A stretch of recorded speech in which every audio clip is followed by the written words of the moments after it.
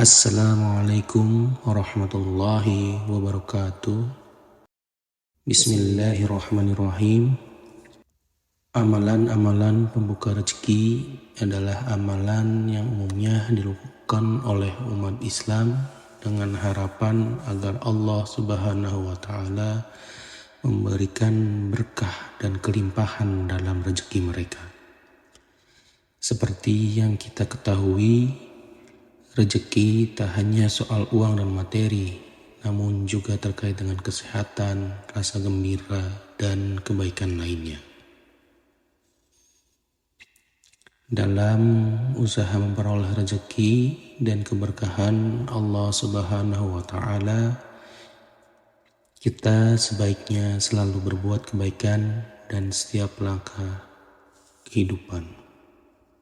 Dalam usaha memperoleh rezeki dan keberkahan Allah Subhanahu wa Ta'ala, kita sebaiknya selalu berbuat kebaikan dari setiap langkah kehidupan yang kita jalani. Berikut adalah beberapa contoh amalan-amalan pembuka pintu rezeki yang disarankan oleh Nabi Muhammad SAW dalam hadis-hadisnya.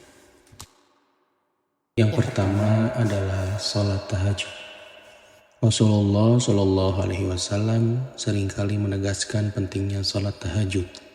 Beliau bersabda, "Pada tiap malam Tuhan kami Tabaraka wa Ta'ala turun ke langit dunia.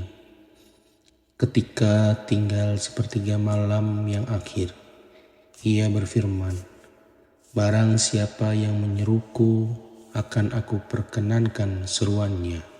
Barang siapa yang meminta kepadaku, aku perkenankan permintaannya. Dan barang siapa yang meminta ampunan kepadaku, aku ampuni dia." Hadis riwayat Bukhari dan Muslim. Nomor 2, sedekah. Rasulullah SAW menyatakan bahwa sedekah memiliki kemampuan untuk menarik berkah dan membuka pintu rezeki. Selain itu, sedekah dapat membuka rezeki yang tercantum dalam Al-Quran surat Saba ayat 39 yang artinya, "Katakanlah, sungguh Tuhanku melapangkan rezeki dan membatasinya bagi siapa yang Dia kehendaki di antara hamba-hambanya. Dan apa saja yang kamu infakkan di jalan Allah, maka Allah akan menggantinya dan Dialah pemberi rezeki yang baik." Nomor 3, sholat duha.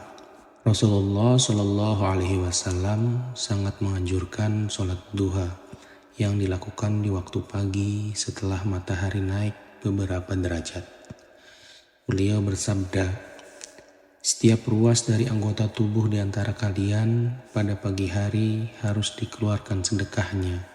Setiap tasbih adalah sedekah, setiap tahmid adalah sedekah, setiap tahlil adalah sedekah, setiap takbir adalah sedekah.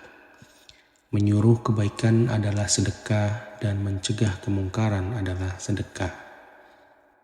Dan semua itu dapat disepadankan dengan mengerjakan sholat duha 2 rakaat.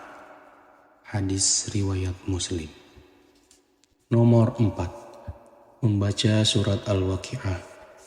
Surat Al-Waqi'ah adalah surat yang sering diidentifikasi sebagai pembuka pintu rezeki. Rasulullah SAW bersabda, barang siapa yang membaca surat Al-Waqi'ah setiap malam, ia tidak akan mengalami kemiskinan. Hadis riwayat Al-Hakim. Nomor 5, istighfar, meminta ampunan kepada Allah. Nabi Muhammad SAW secara rutin melakukan istighfar dan menekankan pentingnya beristighfar untuk membuka pintu rezeki. Beliau bersabda, "Aku beristighfar kepada Allah dan bertaubat kepadanya lebih dari 70 kali dalam sehari." Hadis riwayat Bukhari. Nabi Muhammad SAW yang jelas-jelas maksum saja selalu rutin melakukan istighfar. Bagaimana dengan kita sebagai manusia biasa? Maka perbanyaklah beristighfar, karena ini merupakan amalan yang sangat mudah untuk dikerjakan setiap harinya. Nomor 6. Mendoakan orang lain.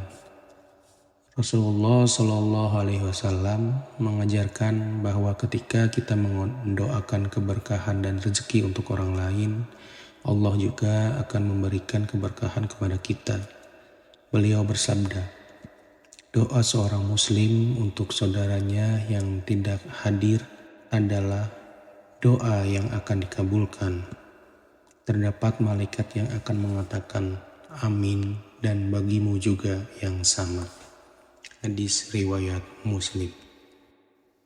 Nomor 7. Tawakal. Nabi Muhammad SAW selalu menekankan pentingnya tawakal.